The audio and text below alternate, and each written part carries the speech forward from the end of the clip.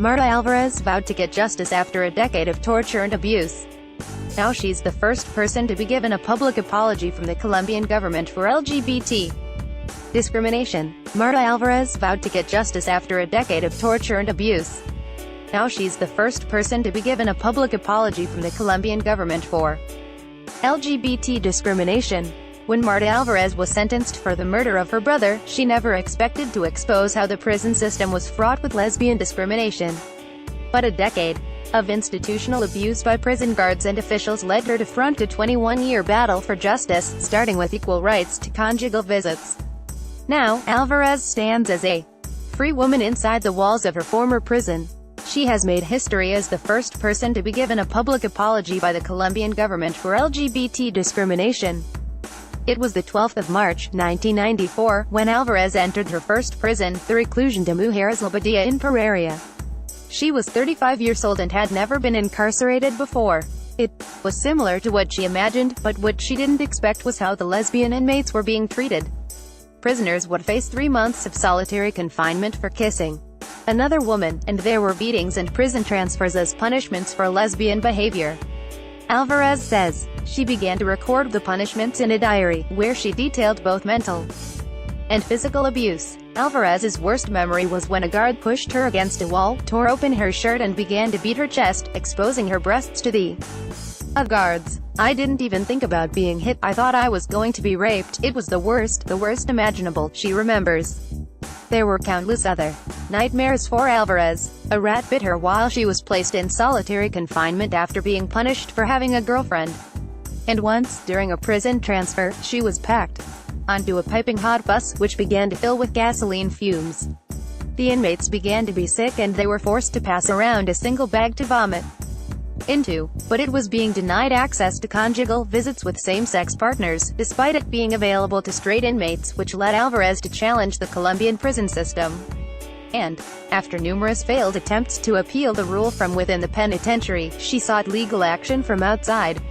"I applied for permission for this visit with my girlfriend and it was denied," Alvarez says. They argue that, well, the director of the prison at the time argued that it was immoral, that it wasn't a good example for everybody else. 2 years into her sentence, in 1996, her case for lesbian conjugal visits was admitted by the Inter-American Commission on Human Rights IACHR. She spoke to a lawyer on the case through her sister. "The lawyer asked me if I was sure I wanted to do this because it was going to be ugly," she recalls. "I said, sure, somebody has got to do it, and that's going to be me." After submitting the case, Alvarez's treatment in prison got worse. One of the punishments was to move her to different locations. Alvarez guesses that she was transferred a total of 15 times during her 10-year sentence. Each time she was placed further away from her family. The farthest was Cucuta, a penitentiary on the border of Venezuela and roughly 800 kilometers away from her first prison in Pereira. Each time Alvarez arrived at a different prison, she came carrying a reputation because of her case for conjugal visits. Guards would apparently accuse her of stealing her violence as an excuse to put her in solitary confinement. But despite resistance, she persisted in challenging prison officials and would join or form a human rights group in each place. "Whenever I got to a prison, the director didn't want me there either," she explains. "They didn't want me anywhere. I just felt like I had to fight. I had to keep fighting. They were using ways to try and break me. I know that.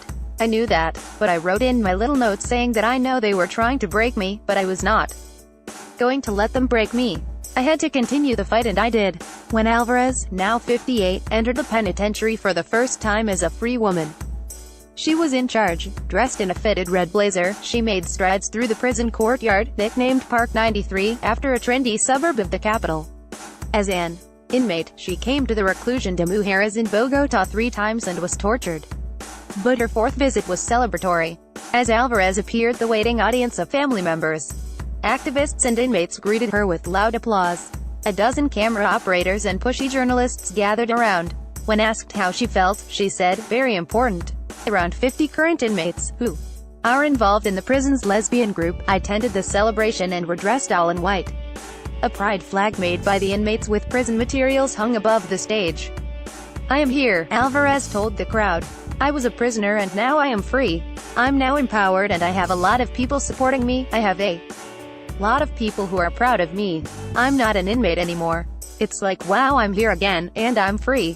The Colombian Minister of Justice, Enrique Gil Botero, attended and made a speech to officially ask Alvarez for forgiveness on behalf of the state, denying an inmate the right to an intimate visit because of their sexual orientation was a fact of extreme discrimination, but not having offered them an effective judicial recourse to vindicate their rights deepened the institutional violence of which they were victim, he said. Alvarez's mother and father were parents to 3 gay children, Marta and her 2 bros.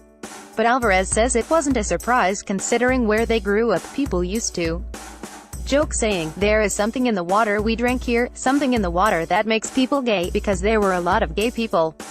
Despite its reputation, the town in Risaralda made Alvarez aware of LGBT discrimination from an early age. As a teenager, she watched local boys throw rocks at her elder gay brother.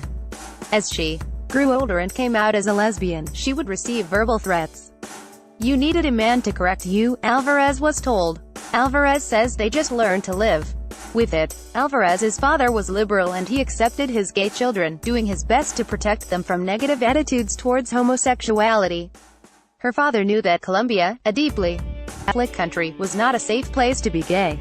It was his protection, which led him to send Alvarez to join her older brother in Boston, United States in January 1979. Alvarez stayed in Boston until 1993, when she received a stressed phone call from her sister, explaining that her younger brother was in a bad way with drugs. She flew back to Colombia in an attempt to save him, but ended up killing him. He was always drunk and on drugs and he became my enemy, she remembers. He started attacking me verbally and physically, and at one point, the day that I killed him, he took out his penis and he said to me, suck it. Suck it. Something happened to me. I lost it. I felt horrible. I don't know how to explain it. So, I shot him and he died. Some 18 years after her conjugal visit case was first submitted, in 2014, the IACHR ruled and sided with Alvarez. The agency stated that the Colombian state arbitrarily and abusively interfered in private life based on discriminatory prejudices. Not only did the prison authorities legitimize this violation of rights, so did the judicial system. The IACHR made recommendations, and on July 14, the parties signed an agreement in which the state committed itself to concrete actions to prevent such abuses from happening again. The case was settled on multiple demands made by Alvarez. One condition was for the Colombian government to publicly apologize during an event at a women's prison. Another was for her diary to be published, distributed in prisons and paid for by the government. She also asked for additional training to help educate the prison system on LGBT issues. The case was brought before the Inter-American Human Rights System in 1996. And since then it has been represented by attorney Marta Tamayo of the National Network of Women, by Colombia Diversa and the Center for Justice and International Law CEJIL, to ensure that the violations of the rights perpetrated against Marta Alvarez are not repeated in Colombia.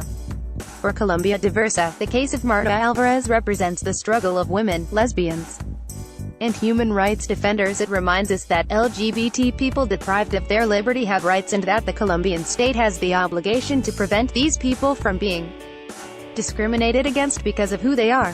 Alvarez's printed book, part of the reparation agreement signed with the Colombian state, is expected to be used as a tool for society to know the truth from inside the prison.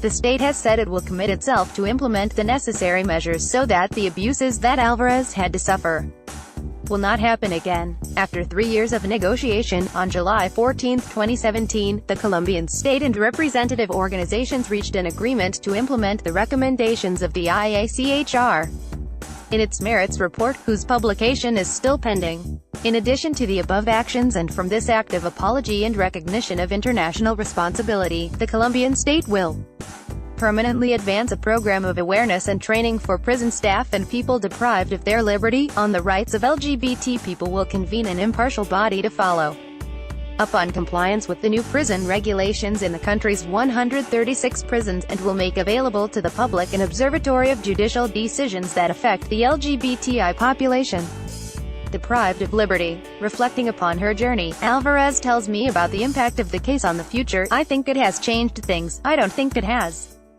changed everything, because as you know, these things take time and the government has its ways of postponing everything.